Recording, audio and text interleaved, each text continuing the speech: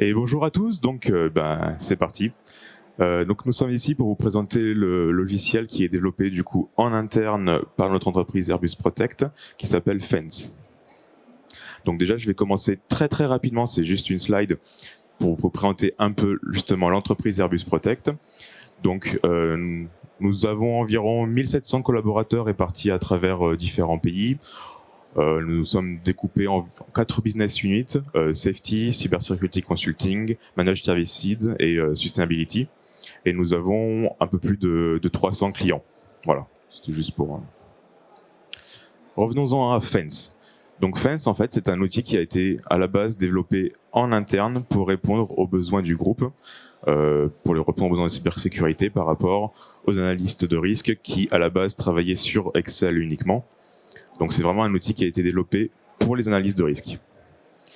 C'est un outil qui est prévu pour être déployé on-premise et c'est un outil qui est conçu pour la collaboration. Ça veut dire que plusieurs utilisateurs peuvent se connecter en même temps et utiliser l'outil en même temps.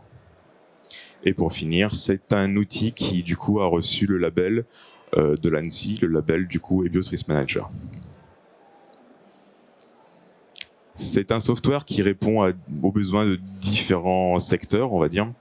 Aussi bien les secteurs industriels que les secteurs, on va dire, sur les produits, typiquement par exemple les avions, etc. Mais c'est aussi utilisé pour tout ce qui va être les secteurs en lien avec l'IT ou aussi les infrastructures critiques, avec NIS2 quand on est dans les starting blocks, entre guillemets, quand ce sera officiellement disponible, publié, ça sera intégré dans l'outil. Fence, c'est un outil qui permet à la fois de réaliser des analyses de risque, mais aussi de faire de la gestion de conformité, on va dire, et de la gestion du risque. Voilà, donc par exemple, là, niveau analyse de risque, donc ça, on va y revenir juste après plus en détail, mais si je dois généraliser, grosso modo, c'est un outil qui permet de réaliser des analyses de risque à travers différentes méthodologies. La méthodologie EBIOS-RM, mais aussi par exemple la méthodologie, entre guillemets, ISO 27005 et aussi d'autres méthodologies qui sont un peu plus spécifiques aux différents secteurs, comme par exemple les secteurs vraiment axés industriels avec la norme IEC 62443, le ferroviaire avec la norme TS 50701 et l'aviation avec la norme EE 203. Et dans le pipe, si je puis dire, il y a aussi tout le secteur, on va dire, des véhicules terrestres qui est dans le pipe aussi, mais ça qui n'est pas encore disponible dans l'outil. En dehors des analyses de risque, il est aussi possible de, comme je disais, de faire de la partie conformité. Donc, c'est un outil en fait qui, de base, inclus dans l'outil, il y a différents standards qui sont les plus utilisés, mais c'est un outil aussi qui vous offre la possibilité de créer vos propres standards et de les utiliser dans l'outil comme vous voulez, à travers un import Excel, mais ça on y reviendra aussi après. Et pour finir, une fois que vous avez fait votre analyse de risque, il y a une partie aussi qui est actuellement aussi en cours d'évolution, mais une partie risk management qui permet de suivre l'évolution du risque au fil du temps, l'implémentation des mesures de sécurité, etc. Donc, ça c'était pour la présentation globale. Maintenant, à quoi ressemble l'outil ? Donc voici un aperçu du coup de ce à quoi ressemble l'outil. Donc sur une première page, une page entre guillemets overview ou vue générale, vous allez retrouver du coup l'avancement des différents workshops, des différents ateliers de la méthodologie. Par exemple là, en l'occurrence pour l'exemple, c'est une méthodologie EBIOS-RM qui a été choisie. Donc là, vous pouvez suivre l'avancement des différents ateliers et aussi mettre des commentaires, par exemple si vous avez des points bloquants, etc. Donc là aussi, bon, on va dérouler. Là, c'était juste pour vous montrer. Typiquement, si vous regardez sur le menu du coup de gauche, vous voyez le contenu, par exemple, de l'atelier 1. Donc, on va retrouver vraiment toutes les composantes nécessaires à la réalisation d'une analyse de risque EBIOS-RM. Par exemple, on va pouvoir définir les valeurs métiers, les biens supports, faire les événements redoutés et aussi le socle de sécurité. Et comme je disais, le socle de sécurité, vous pouvez sélectionner une ou plusieurs normes ou standards en fonction de vos besoins. On va y revenir après. Atelier 2, pareil. Vous pouvez sélectionner les sources de risque, les objectifs visés, etc. Je vais y revenir juste après. C'est juste pour vous montrer un peu à quoi ressemblent les menus. Voilà. Si on passe aussi un peu plus dans le cœur du sujet, typiquement, là, on est sur l'atelier 2. On vient de sélectionner nos sources de risque et nos objectifs visés. et on veut en faire l'évaluation.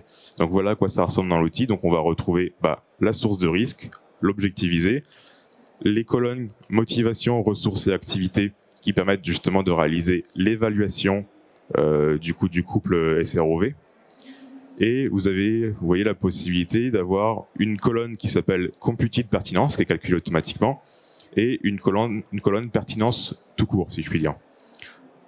C'est une notion qu'on va retrouver à différents endroits dans l'outil. En fait, il y a des valeurs qui sont systématiquement calculées, et on vous offre toujours la possibilité de les surenchérir, entre guillemets, de les surcharger à la main, pour pouvoir les modifier à la main en fonction des besoins de l'analyste et des personnes autour de la table. Une fois que c'est fait, vous avez la possibilité du coup de choisir si vous voulez du coup les sélectionner comme retenus, non retenus ou exclus. Retenus et non retenus, ils vont apparaître du coup sur le côté droit sur les maps que vous avez. Exclus, ils seront masqués complètement. Là, je passe directement du coup atelier 3, toujours pareil pour vous faire une petite présentation globale. Donc là, on a défini, pour mettre en contexte, on a défini déjà les parties prenantes de l'analyse. Et une fois que vous avez défini les parties prenantes, vous avez cette vue aussi en mode mapping qui vous représente les différentes parties prenantes par rapport du coup à leur niveau de menace. Voilà. Donc là, un petit exemple de détail, voilà, juste avec quand vous cliquez sur une des parties prenantes que vous avez identifiées, vous avez le détail qui apparaît. Toujours dans l'atelier 3, voici à quoi vont ressembler du coup les scénarios stratégiques. Donc c'est une des fortes valeurs ajoutées, si je puis dire, par exemple pour travailler sur une analyse de risque par rapport, je sais pas, à Excel. C'est que là, vous avez quelque chose qui est très visuel et très facile à dessiner, si je puis dire, au niveau du scénario. Ça se passe par du drag and drop. La barre en haut que vous avez, alors je vais juste afficher, hop, voilà, le pointeur. La barre d'en haut que vous voyez, vous avez différentes icônes. Et en fait, ça fonctionne par du drag and drop. Donc vous avez juste, par exemple, à drag and drop l'icône du coup pour le risk origin sur le schéma. Et vu que vous êtes dans un scénario stratégique particulier, ça va être automatiquement remplir avec la bonne source de risque. Et pareil, du coup, pour l'objet de l'étude, voilà, tout est fait pour que ce soit le plus facile possible. Pareil, quand vous allez drag and drop, du coup, hop, ici, l'élément qui permet d'ajouter les parties prenantes, ça va automatiquement vous proposer la liste de toutes les parties prenantes que vous avez ajoutées dans l'analyse. Vous avez aussi, bon ça c'est un peu un détail, mais vous avez la possibilité du coup de personnaliser typiquement. Si vous voulez utiliser différents modes pour les connecteurs, c'est possible. Si vous voulez choisir d'afficher ou de masquer le nom des chemins, les ID des chemins, etc., vous avez la main dessus. En fait, c'est un outil qui offre énormément de personnalisation. En fait, on vend l'outil entre guillemets avec les méthodologies, mais après, à travers, on n'en parlera pas forcément là, mais je vous invite à venir sur notre stand si vous voulez plus d'informations aussi. Ce qui va être les bases de connaissances en détail et par exemple aussi les contrôles de sécurité, etc. Vous avez la main sur tout et vous pouvez tout customiser selon vos besoins, les échelles, les matrices, etc. Là, du coup, c'est toujours l'outil qui permet de tracer des scénarios, mais ce coup-ci, au niveau de l'atelier 4, pour les scénarios opérationnels. Voilà, vous voyez les différentes actions élémentaires. Voici l'état d'une action élémentaire. Vous pouvez ajouter des tactiques et techniques, par exemple MITRE ATT&CK ou quoi, c'est présent dans l'outil. Vous pouvez ajouter aussi les vôtres, les mesures existantes et proposées, et les niveaux de vraisemblance initiaux et résiduels. Voilà. Voilà un petit exemple de tactique technique sélectionnée. Je passe un peu rapidement là-dessus. Voilà, du coup, un exemple, voilà, un peu plus complet. Donc, comme je disais, la possibilité de sélectionner des tactiques et techniques, de sélectionner, par exemple, des supporting assets, des mesures existantes pour, on va dire, modifier la vraisemblance initiale, des mesures additionnelles, donc proposées pour la vraisemblance résiduelle, voilà, etc. Un petit aperçu aussi très rapide de l'atelier 5. Voilà, donc une fois que vous avez fait les différents ateliers, vous arrivez sur l'atelier 5, vous avez votre vue des risques, donc les différents risques qui ont été déterminés à travers l'analyse, avec une matrice des risques en haut. Voilà. Bon, une très rapide aussi. Là, c'était donc, je vous ai fait une démo sur tout ce qui était la présentation et BioCRM. Mais vous avez la même chose, comme je disais, avec d'autres méthodologies. Là, typiquement, on a une méthodologie qui se base sur l'IEC 62443. Alors, elle est majoritairement inspirée des BioCRM. Les ateliers 1, 2 et 3, c'est grosso modo les BioCRM. Par contre, ateliers 4 et 5, il y a des notions vraiment en lien avec l'industriel et le ferroviaire qui ont été ajoutées, notamment les notions de zone et de conduit. En fait, par exemple, atelier 4, on peut créer des zones. Dans les zones, on peut créer des sous-zones, etc. Et on peut zoomer comme ça pour avoir une vue au plus près des composants ou plus ou moins éloignés en fonction de ce que vous voulez pour faire vos scénarios opérationnels. Donc voilà, je passe juste rapidement. Là, c'est ce que je disais. Vous avez la possibilité de créer des zones.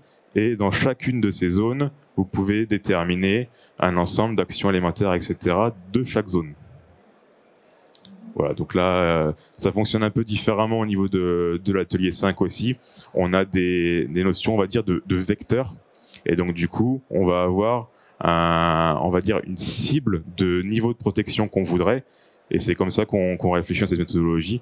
Quelles sont les mesures que vous pourriez mettre pour atteindre la cible de sécurité, la cible de niveau de sécurité que vous voulez atteindre sur l'analyse. Et aussi, notre méthodologie, ce coup-ci c'est BioCRM, mais avec ED203 pour tout ce qui va être le secteur avionics, enfin, le secteur aviation. En gros, pareil, on va retrouver les mêmes bases, mais c'est pareil au niveau de tout ce qui va être l'implémentation des mesures de sécurité. Ça fonctionne un peu différemment. On a des notions en fait de scoring par rapport aux mesures de sécurité, avec des caps et des cumuls à pas dépasser, etc. Par exemple, on prend en compte que si vous mettez 3 firewalls, ben ça va pas mettre autant de points qu'un autre truc, etc. Voilà. C'était juste un exemple, mais voilà. Et maintenant, je laisse la main à mon collègue. Merci Frédéric. Je te prends le pointeur.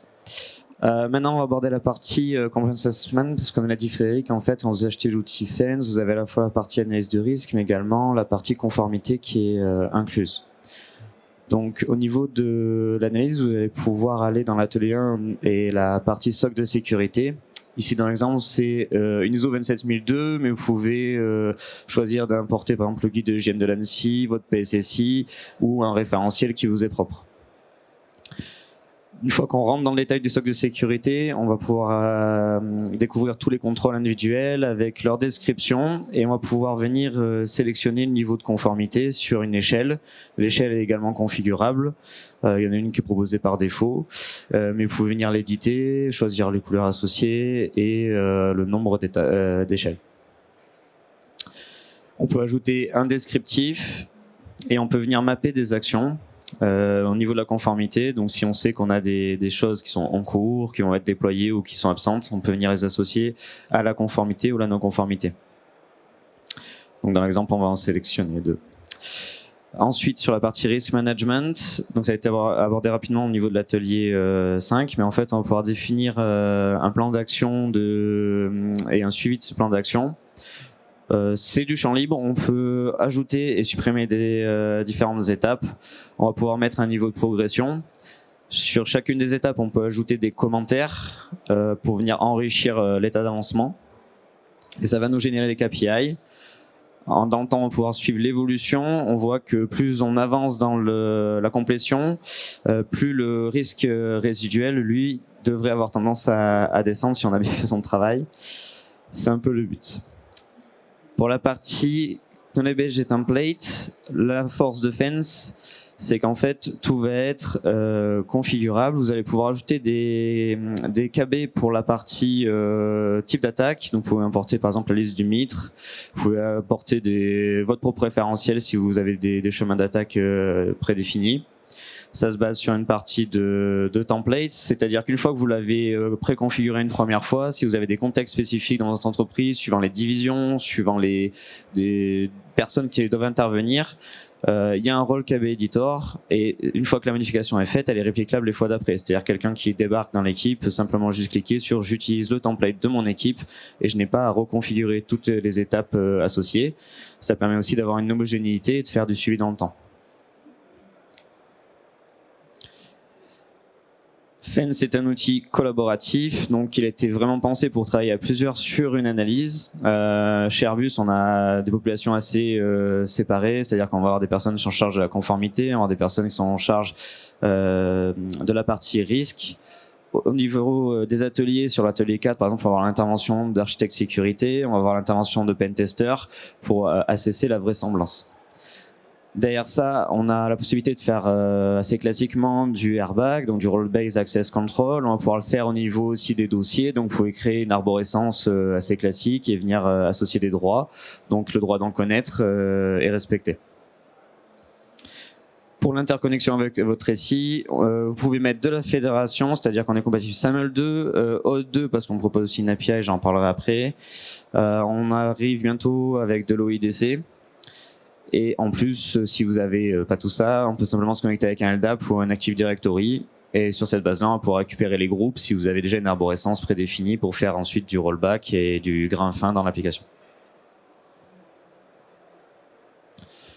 C'est un outil qui se veut simple, parce que le but c'est de gagner du temps.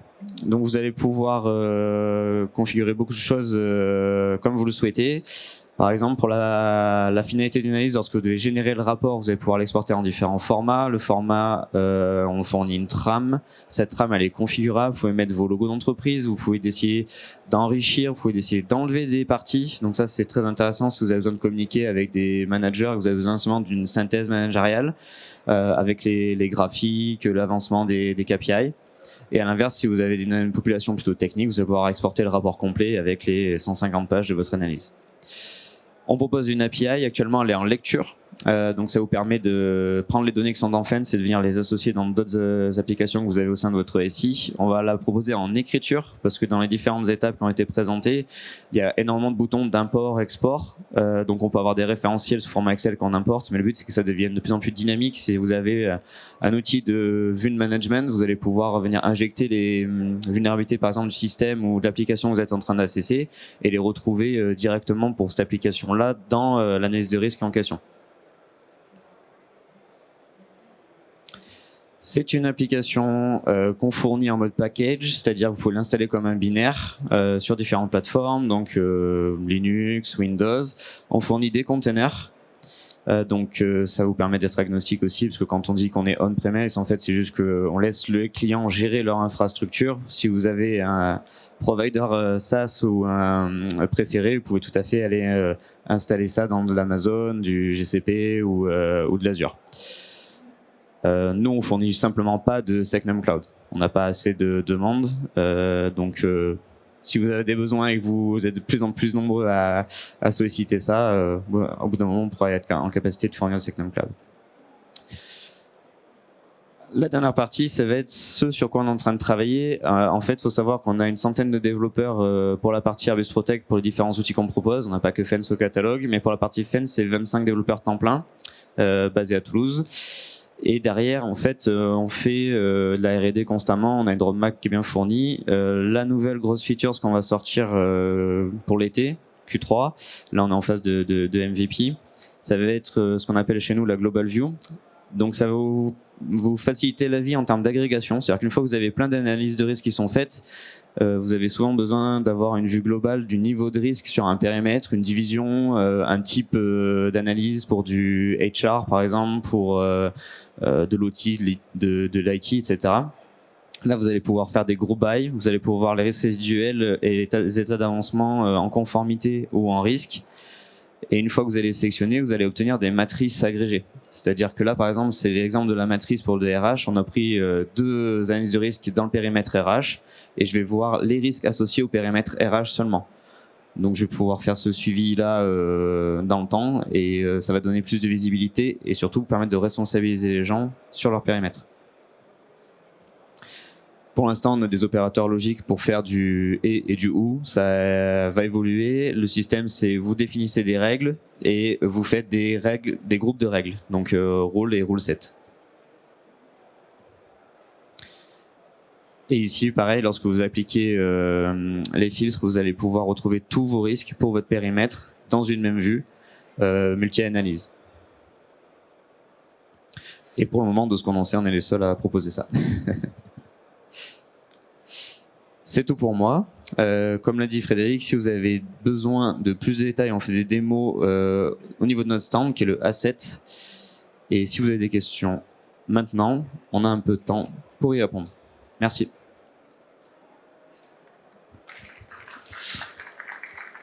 Merci beaucoup. Alors effectivement, il nous reste encore quelques petites minutes. Si vous avez des questions, n'hésitez pas. Ces messieurs se feront un plaisir de répondre devant tout le monde. Comme ça, tout le monde aura les réponses. Si vous avez des questions un peu plus précises, peut-être, n'hésitez pas à vous rendre sur le stand. En tout cas, messieurs, merci encore. Merci beaucoup. Prochaine démonstration technique, ce sera à 11h15. Non, ce sera à 35, pardon. 40 même. Puisque là, oui, vous êtes bien en avance, dis donc. On avait vraiment le temps de faire des petites questions. Personne n'a une petite question? Ça, on avait prévu vraiment. Vraiment, on a le temps. Réponse, mais. Bonjour. Alors du coup, je suis désolé, j'ai peut-être peut-être que ma question a été répondue au début de la conf. Je suis arrivé j'ai mis un peu de temps à vous trouver. Pas de souci, je vous en prie. Mais en fait, finalement, votre outil, il se connecte à d'autres outils d'analyse, ou c'est lui qui fait un petit peu le scan potentiellement des vulnérabilités des systèmes ou de la configuration de l'AD. Alors nous, c'est vraiment un outil qui fait entre guillemets, qui permet de réaliser l'analyse de risque, mais il n'y a pas de scan, il ne scanne rien, etc. C'est pas un outil qui va être proactif par rapport à ça, c'est plus un outil qui permet à un analyste de risque, par exemple, ou à une personne qui va faire une analyse de conformité, de réaliser l'analyse par lui-même, en fait. Par contre, après, il y a possibilité, surtout sur la fin, il y a une API, et il y a possibilité d'extraire, on va dire, les risques qui auront été identifiés dans l'analyse de risque pour les gérer sur, je sais pas, du Jira, par exemple, etc., quoi. Mais voilà, non, c'est vraiment un outil qui est destiné à être utilisé par lui-même. Voilà. Par contre, il y a la possibilité, comme disait mon collègue, de faire des imports Excel. Donc, si vous avez déjà, vous, un outil à côté qui, en output, peut générer du coup des fichiers Excel, nous, dans notre outil, on fournit en fait des samples à respecter pour pouvoir importer des éléments à différents endroits, quoi. Voilà.